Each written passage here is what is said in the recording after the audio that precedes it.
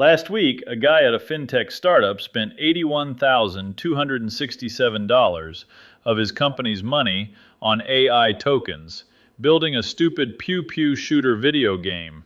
By accident, I built that same stupid game for $1.39, and I'm going to tell you how. On AI Tips with Jay!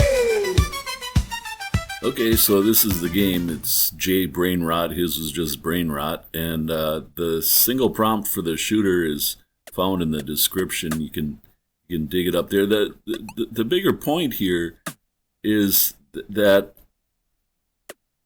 having jCodeMunch in the middle of this, being able to stop the entire code from being reloaded all day long, like what apparently happened with this kid, is what knocked the price down from $81,000 to $1.39.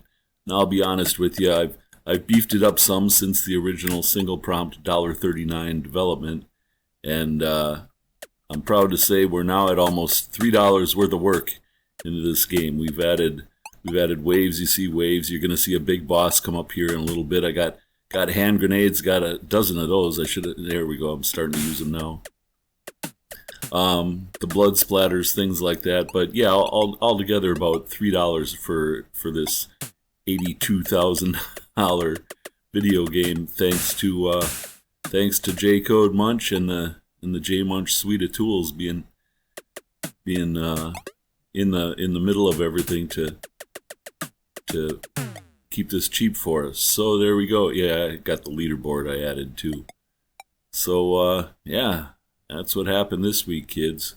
jCodeMunch, you need it. It'll pay for itself, I promise you. AI Tips with Jay.